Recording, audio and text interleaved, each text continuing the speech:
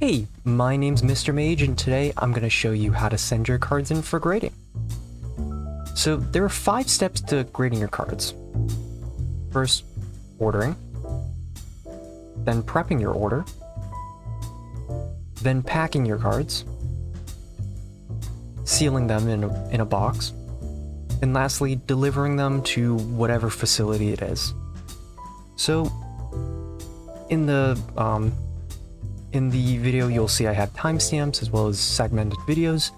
So, without further ado, let's get on to ordering. Alright, and now I'm on the tag website. So, it should be fairly similar with every grading service. So, they should have some sort of submit or order button or start order button. So you'll want to press that, and they'll give you all of their different tiers.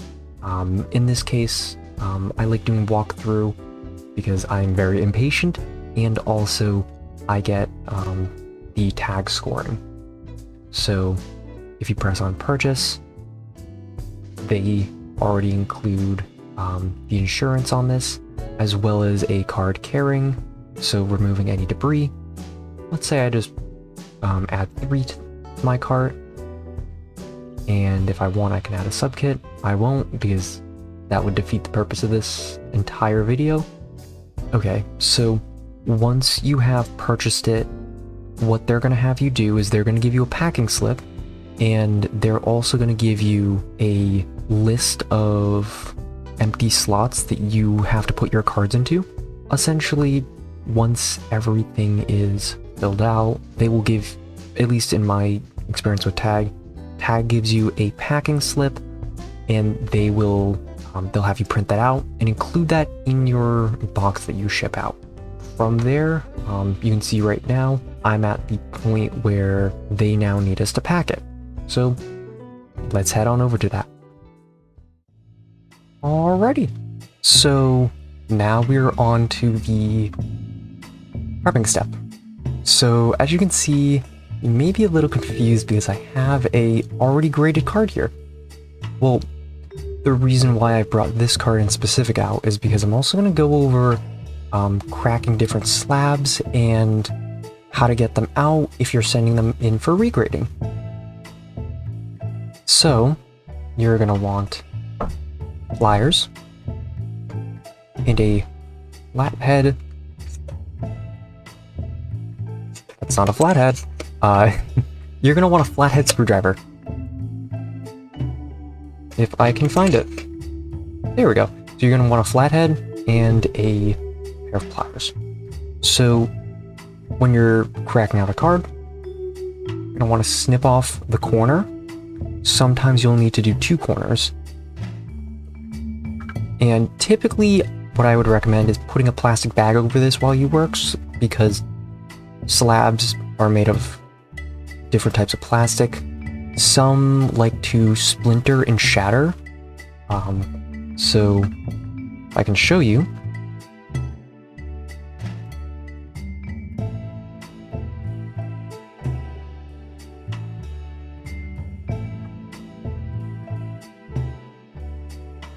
Ooh, already you can see what I mean. There is a tiny speck that already came off while just I'm prying at this.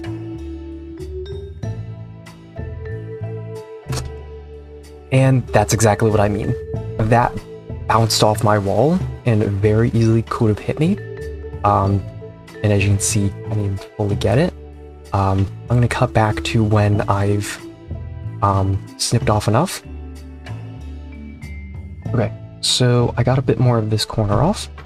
So now what you're going to want to do, and now this applies for just about every slab, where you snip off that corner, and where that gap where the label is, you're going to want to squeeze in the tip of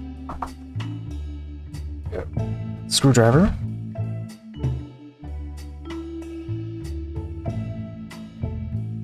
There we go. There we go. And now once you got that tip in, you're gonna wanna rotate it. And as you can see, just pry that apart. Now you'll wanna move it over a bit, do the same thing. Now, as you can see, the top here opens a bit. What you'll wanna do, you wanna go across the top and start rotating it. It'll be a little tricky, especially right here, geez. But as you move it along, rotate it, turn it back, move it over a bit more. Keep doing that, and keep doing that along the slab.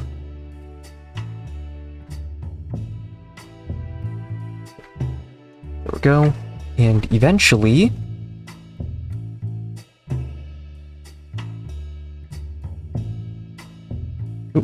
okay. So now I have this open enough to where at least the label comes out.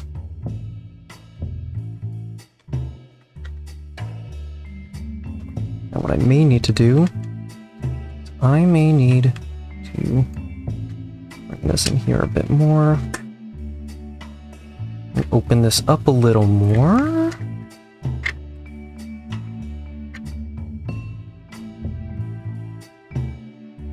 And by the way, take your time with this. You want to make sure you don't damage the card when doing this.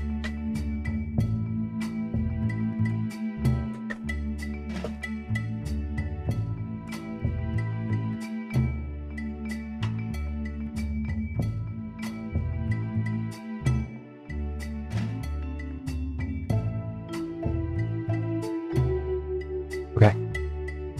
And there you have it.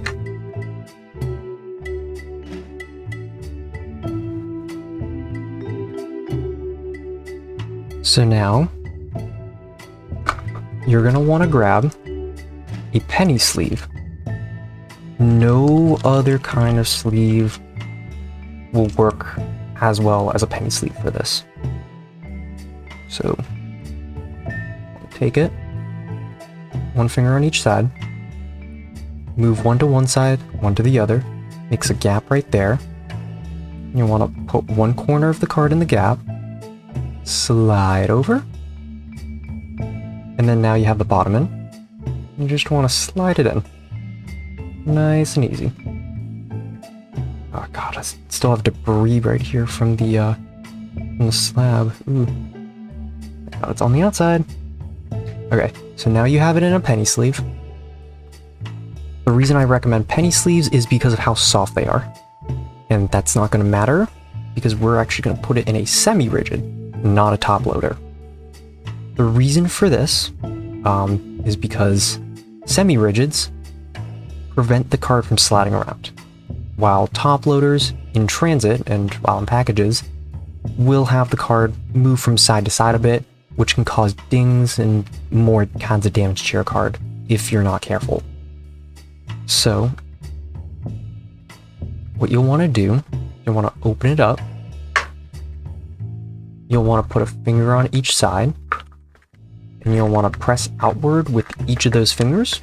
Sometimes it's easier to do the index and thumb, but that gets it a bit less tight, so that way it's a lot easier to slide in. And I'm going to hold it like this. It's fully open now. Oop. Let's open that back up. Now, I want to slide this in.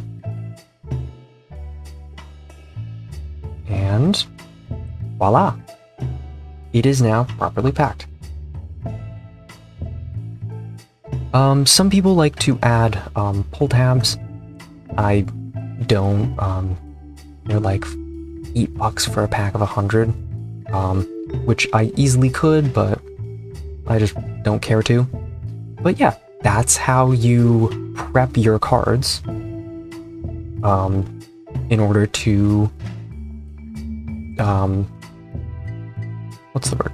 In order to get packed. Alright, so next up, I have my 2 cards that I'm going to be sending in. I grabbed my second one, cracked it, and I'll be sending it in. So, without further ado, let's get into packing. So first, you're going to want 2 pieces of cardboard, or you can use ding defenders. You can get them online. I prefer cardboard, a lot more readily accessible. And what you're going to do is you're going to stack however many you have. You're going to put them on top of one piece of the cardboard. And, cannot forget, you're also going to want painter's tape. I have frog tape, which is just a slightly stronger one, but any painter's tape will do. And you'll want to sandwich it just like this. Next up, you'll want to grab some of that painter's tape.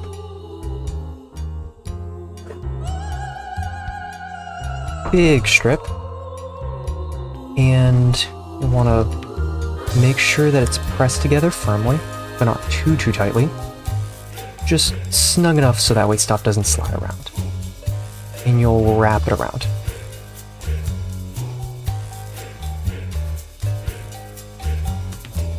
And you're gonna do this for, I like to do 2 on the sides, 1 on the top and bottom. So that's 2, so that's 2 for the sides.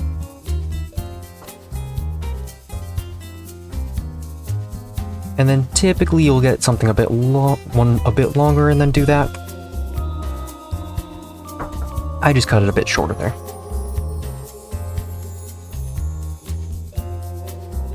There we are. And there you have it. So this is how you should package your cards. And without further ado, let's get into sealing. So I actually already have my box here. It's from a previous one, but you're gonna want to get a fairly small box. You can either get these online, get these from USPS, get these from UPS, really any shipping service will have these. Now, I have mine open from the bottom because it had a slab in it. And what you're gonna want to do is you're gonna want to grab some paper. I have some newspaper on hand.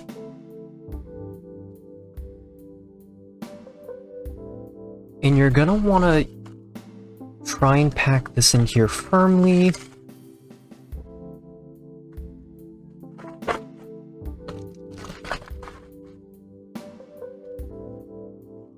And snugly, so that way this does not move around.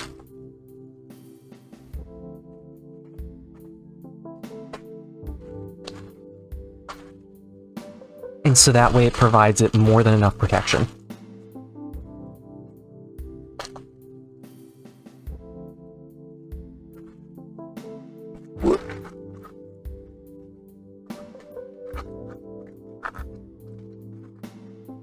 And there we go.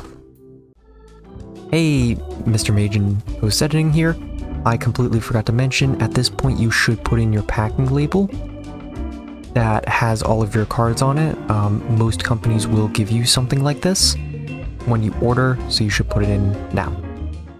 And the last thing I'll need to do is I'll seal this side with packing tape, hence the name. You will need packing tape for this.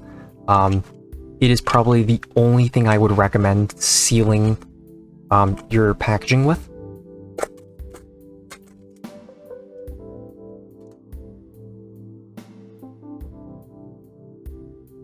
Make sure you push this together as much as you can. Because if you don't, you'll end up with this, and you can very easily, if any moisture is there, it'll easily get in through something like that.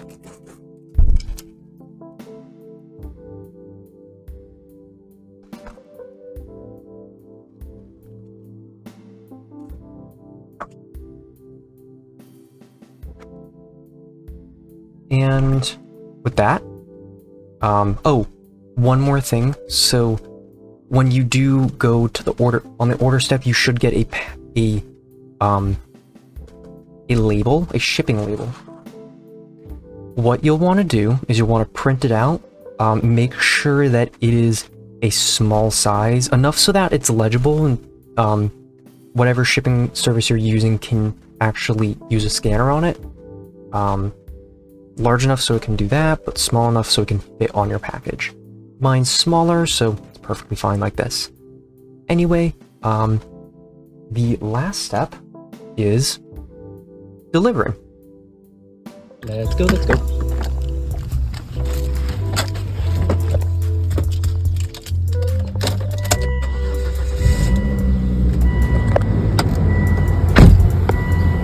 Alright.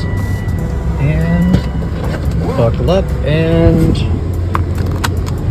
let's go.